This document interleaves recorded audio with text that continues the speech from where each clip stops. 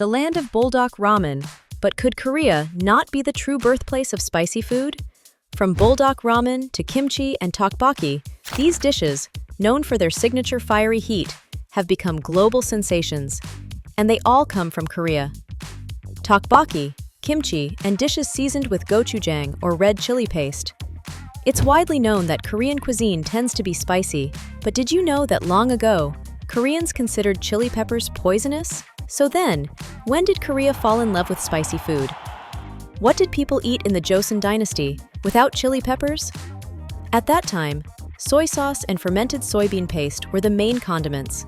Tteokbokki, for instance, was made with soy sauce, a completely different dish from what we know today.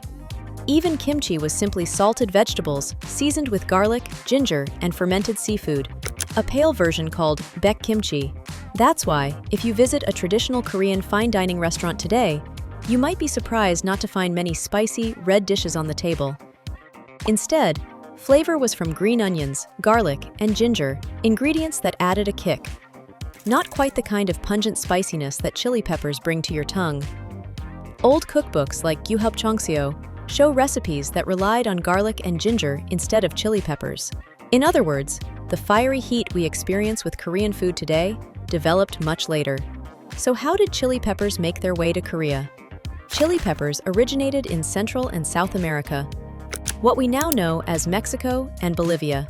In the 16th century, Portuguese traders brought them to Nagasaki, Japan, and from Japan, chili peppers are believed to have reached Korea in the early 17th century. This is supported by a 1613 Korean text, Jibong Yuseol, which refers to chili peppers as Southern barbarian pepper and Japanese mustard.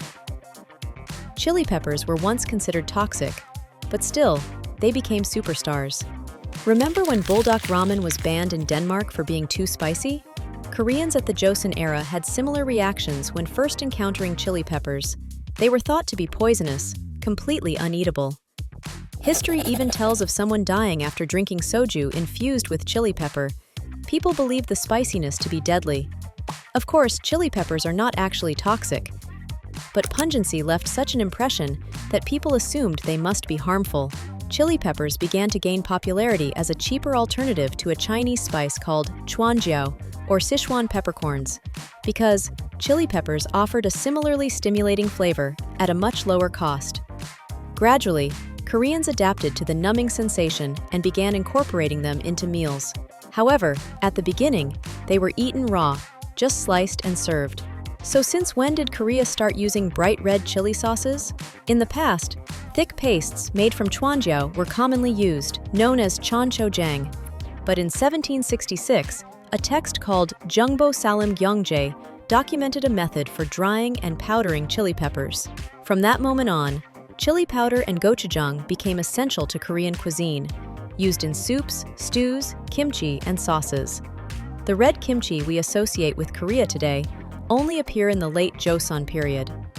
Because chili paste stores well, it quickly became a household staple. Heat to beat stress.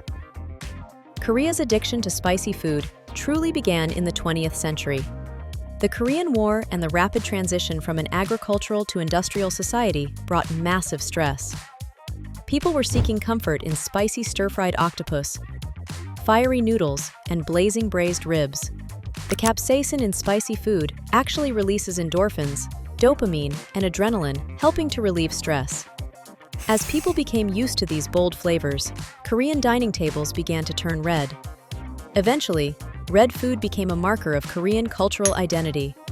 Under Confucian influence, Korean society long prized emotional restraint. In this context, spicy food became a socially acceptable outlet for unexpressed feelings. Today, it's not just about stress relief. Some Koreans even take pride in their spice tolerance. A new slang term, met bushim, spice pride, has emerged. Just as chili slowly took over Korea, the world is now embracing spicy food too. Maybe it's not just a trend. Maybe we all are searching for something to help us cope with stress.